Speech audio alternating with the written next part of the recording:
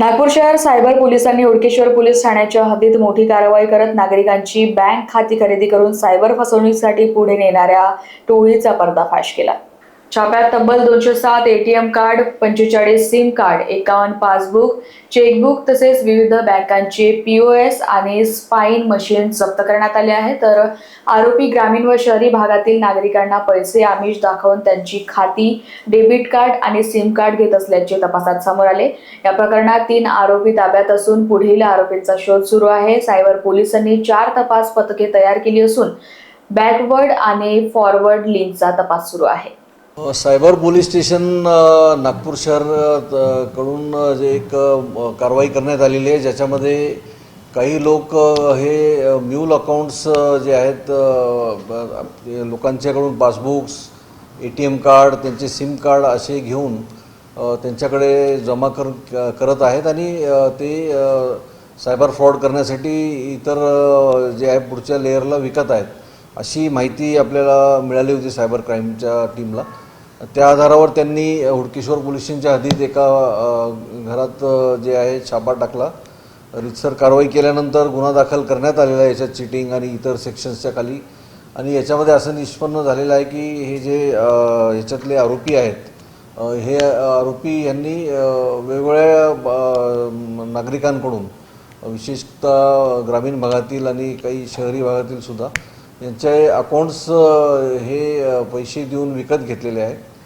त्यांचे SIM cards आणि debit कार्डसुद्धा घेतलेले आहेत आणि त्या आरोपींचे जे आहेत त्यांच्या रूममध्ये जे सापडलेले आहेत एकूण जवळपास 207 एटीएम कार्ड सापडलेले आहेत, 45 सिम कार्ड सापडलेले आहेत, 50 एक पासबुक सापडलेले आहेत, त्यासोबतच चेक्स काही सापडले आहेत आणि वेगवेगळे बँकेचे पीओएस मशीन आणि स्वाईप मशीनसुद्धा सापडलेले आहेत। याचा जो आहे तपास करण्याकरिता सायबर पोलीस स्टेशनकडून 4 टीम्स गठीत करण्यात आलेल्या आहेत आणि आतापर्यंत 3 आरोपींना घेतलेले आहेत। आणखी आरोपींचं नाव निष्पन्न केलेलं आहे आणि त्यांनासुद्धा ताब्यात घेण्याची किंवा अरेस्ट करण्याची प्रक्रिया सुरू आहे।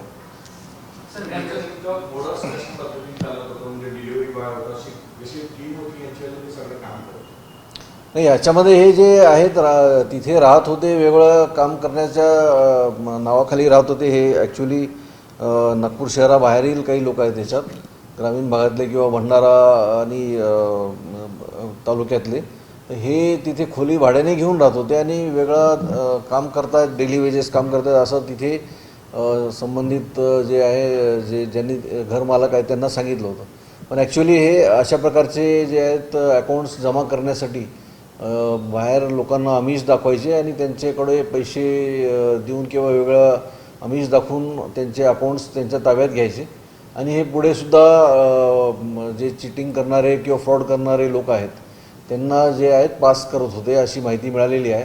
तर ह्याच्यामध्ये जे आहे पुढचंसुद्धा फॉरवर्ड नेटवर्क जे आहे, फॉरवर्ड लिंकेजेस, ज्यांना हे लोक अशा प्रकारचे अकाउंट्स यांनी याच्या आधीसुद्धा काही विकले आहेत आणि ह्या अकाउंट्सचासुद्धा काय वापर झालेला आहे त्याचा सविस्तर तपास आता सायबर पोलीस स्टेशनकडून करण्यात येईल। किती रुपयाचं आमिष दाखवायचे आणि समोर विकताना किती रुपयाच्या रेंजमध्ये काय नेमकी माहिती? याच्यामध्ये प्राथमिक माहिती अशी मिळाली की हे काही छोट्या मोठ्या अमाऊंटवर म्हणजे 5,000, 10,000 किंवा त्यांच्याशी वेगळ्या प्रकारे प्रत्येकाशी इंडिव्हिज्युअल बोलणी करत होते आणि त्या अनुषंगाने जे आमिष दाखवलेलं आहे किंवा ज्याला जशी गरज आहे त्याप्रमाणे त्याच्याकडून अकाउंट ते विकत घ्यायचे।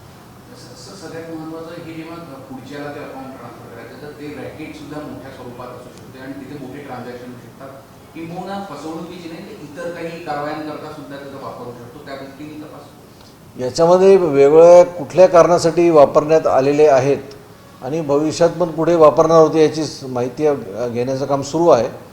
याच्यामध्ये सायबर फ्रॉडसाठी मुख्यतः हे अकाउंट्स वापरले गेल्याचे लक्षात आलेलं आहे। आणखी कुठल्याही चिटिंग किंवा पर्सनल कोणत्या तरी यूजसाठी वापरले असतील तर त्यासाठी जो आहे तपास करण्यात येत आहे। सर, आतापर्यंत किती जणांना हे अशी विक्री याचं आढळून आलेलं तपासात?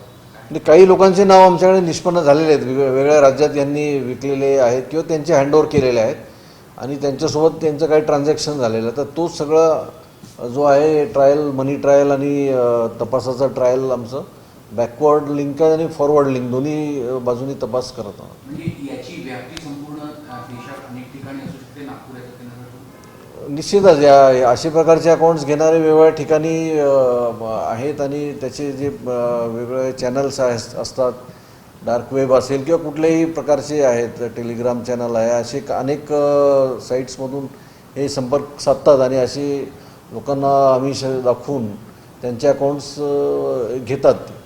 तर नागरिकांना हेच आव्हान आहे, वेगवेगळ्या नागरिकांना असेल कुठल्याही प्रकारचे असे अकाउंट्स कोणीही वेगळ्या दुसऱ्या व्यक्तीला वापरण्यात देऊ नये, कारण याच्यामध्ये त्यांच्यावरसुद्धा कायदेशीर कारवाई होऊ शकते. सगळ्यात महत्त्वाचं अटक झालेल्यांची नावं काय, याचं जी मोडक्या आहे तो कुठल्या आहे, महिला की पुरुष आहे, काय नाही?